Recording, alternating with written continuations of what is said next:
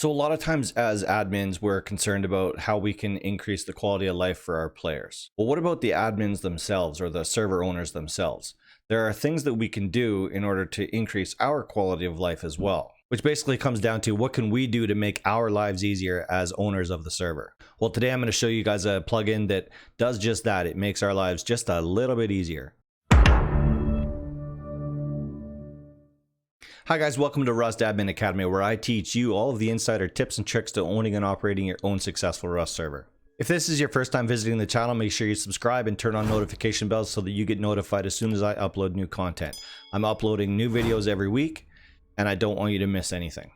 If you're a returning viewer to the channel or already subscribed to the channel, welcome back. I hope this video is just as informative as the ones that kept you here in the first place.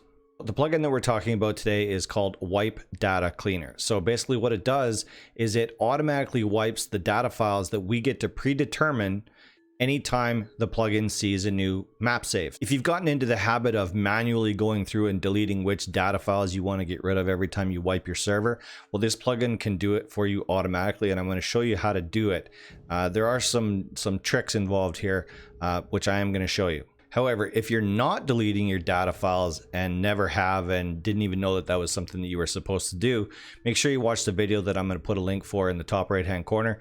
It shows you how and why you should delete your data files when you wipe your server, and which ones, because it's not all of them. Like I said, the plugin that we're talking about is Wipe Data Cleaner. This is the one that you're seeing on the screen right now. I'm going to put a link to it in the video description down below as always so that you can get to it really easy. I'm going to go ahead and install this plugin onto our test server. If you've never seen how to install a plugin before, be sure to check that YouTube card in the top right hand corner, which shows you how to install a plugin and what to expect while you're doing so. This plugin does have a permission assigned to it, which would basically make it so that you can execute the command that will run this plugin from inside the game. I don't really see why you would ever need to do that when you've got access to your console anyways, and you can just type it in console when you need to. You don't always have to. This is an automated process, and it will happen every time the plugin sees a new map save. But if you do need that permission is right here. And it is Wipe Data Cleaner, all lowercase, no spaces, .wipe, which basically makes it whoever has this permission can do /wipe in chat, in-game chat, and it will execute this process. So my preferred way of doing this, of course, would be through the console or through an Archon or even through the F1 menu if you have auth level 1 or auth level 2 on your server, in which case you can just do the command wipe. No slash needed, just wipe.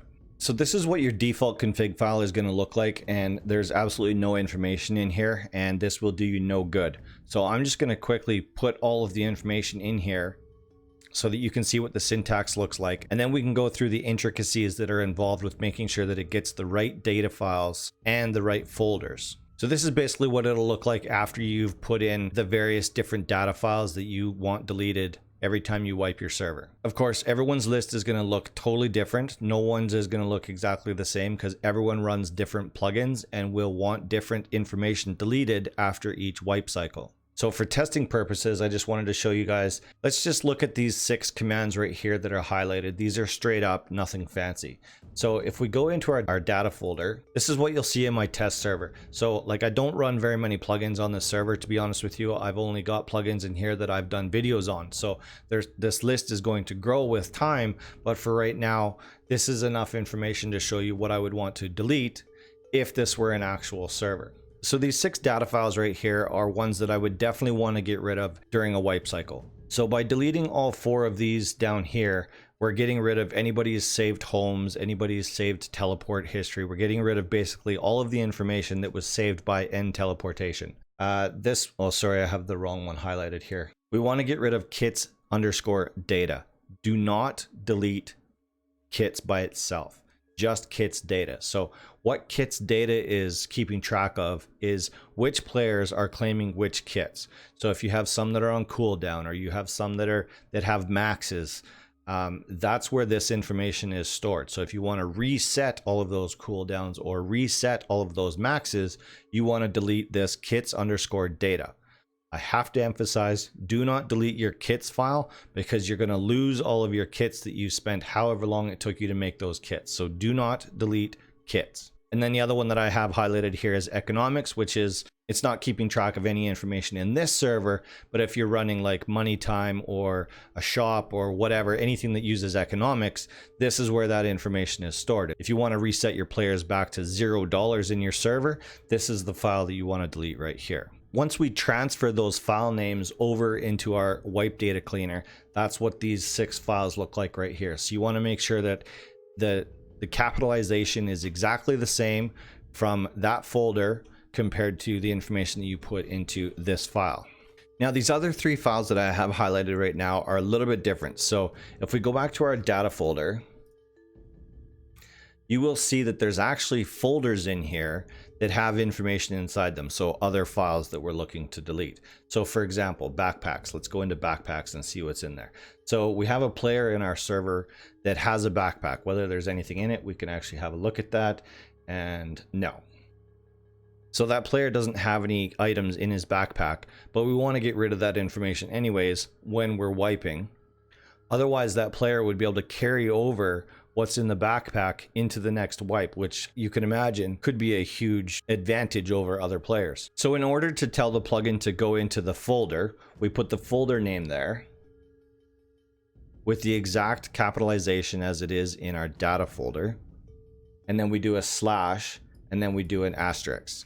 So the reason why we do the asterisk is because we want to delete everything that's inside the backpacks folder. So every player will be listed on there, as well as all of the items that they have in their backpacks is all going to be listed on that data file. So we want to delete everything that's inside the backpacks folder. And you can do the same thing with admin menu. So let's go to our data folder and see what's in there.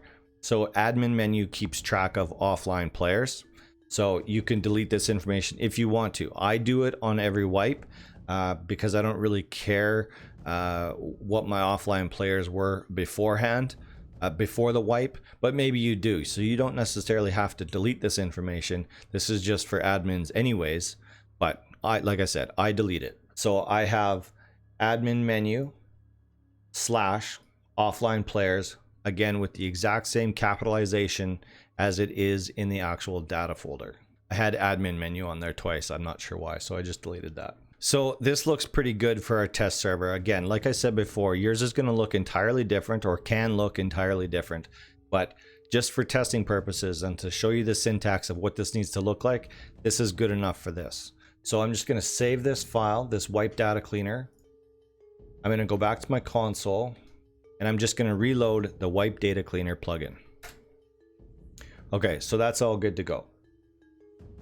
So now, if we were to shut this server down, delete our map saves, and bring the server back up, the plugin is going to recognize that there isn't already an existing map save, or there's a new map save. In whichever case, it doesn't matter. It'll do the same thing. It's going to automatically delete all of those data files that we have determined in the config file for wipe data cleaner. Or we can just do the command wipe just like that in our console, or in the Archon, or in the F1 menu, whatever works better for you. So it's going to unload all of the plugins. It's going to delete the information out of the files that we told it to, and then it's going to start reloading all the plugins back in.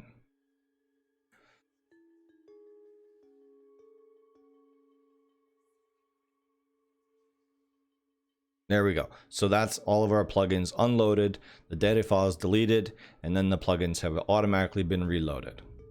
So you can go back through and make sure that that information is actually gone, but trust me, I've tested it. It does work.